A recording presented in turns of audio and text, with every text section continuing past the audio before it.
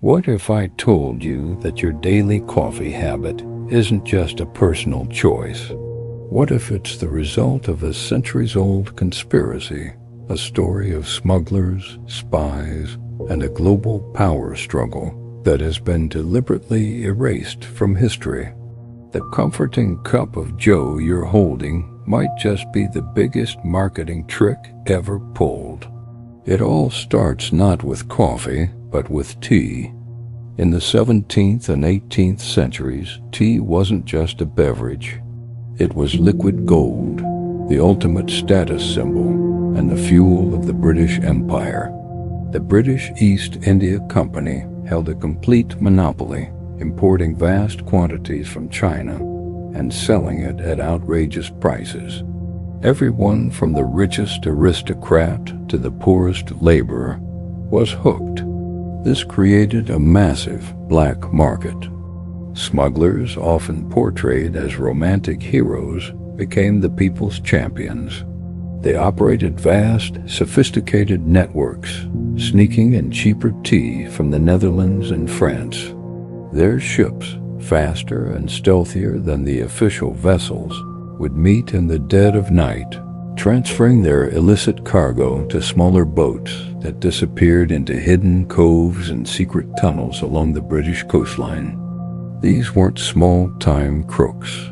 We're talking about entire communities, from fishermen to clergymen, who were in on the secret. One famous gang, the Hawkhurst Gang, ruled the South Coast with an iron fist.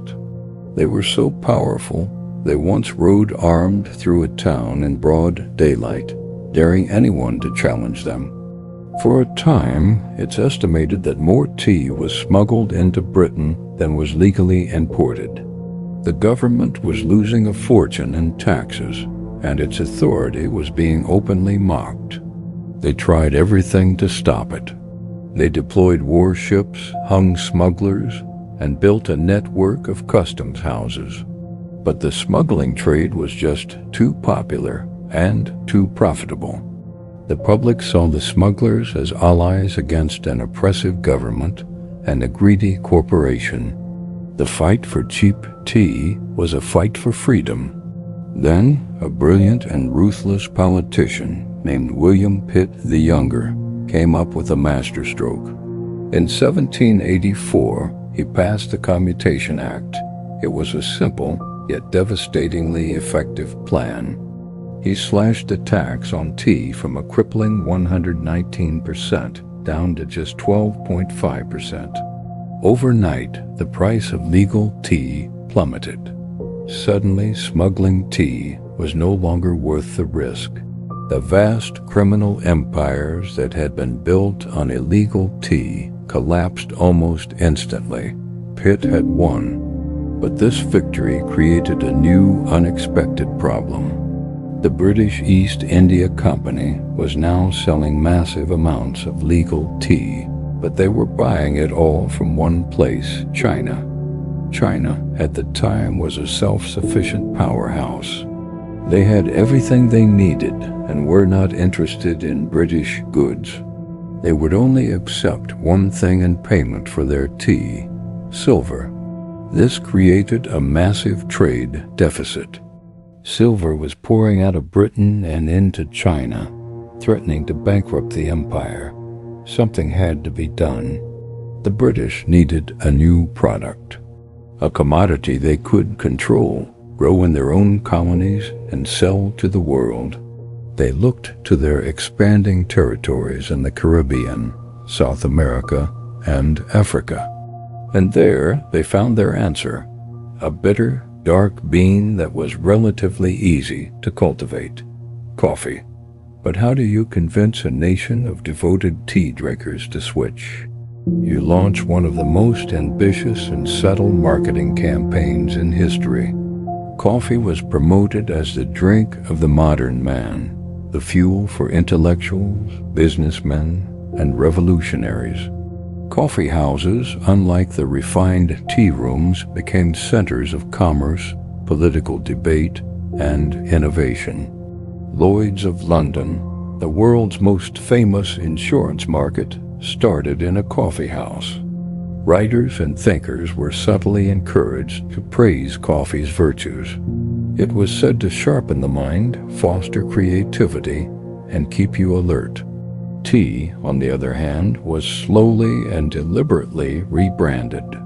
It was portrayed as a domestic, feminine drink, something for quiet afternoons at home, not for the bustling world of industry and empire building. The strategy worked better than anyone could have imagined. Over the next century, coffee consumption exploded across Europe and the Americas.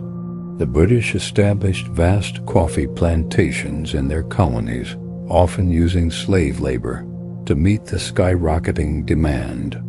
They had successfully swapped their dependence on Chinese tea for a dependence on a crop they controlled completely.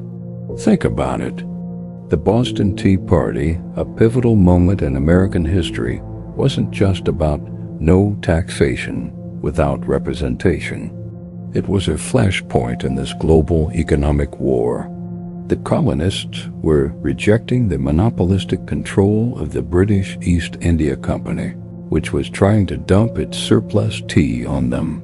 Their defiant embrace of coffee became a symbol of American independence. So the next time you brew your morning coffee, remember this forgotten history.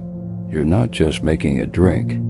You're participating in the final act of a centuries-old economic conspiracy. A story that begins with tea smugglers on a dark English coast, leads to a silver crisis that threatened an empire, and ends with the global domination of the coffee bean. The world was reshaped not just by armies and kings, but by the quiet, relentless power of what we choose to drink. The subtle shift from the tea leaf to the coffee bean changed the flow of money, power, and culture across the globe. It's just a tale of how a simple beverage preference was engineered to save an empire and define the modern world. It makes you wonder, doesn't it? What are the choices that we make every day are actually the result of hidden forces and forgotten histories? The story of coffee is a powerful reminder that the most significant events are often hidden in the most ordinary parts of our lives. Thanks for joining us on this journey into the past. If you enjoyed uncovering this secret history, be sure to like this video and subscribe to Tales of Secret Wisdom for more stories that change the way you see the world. Until next time, stay curious.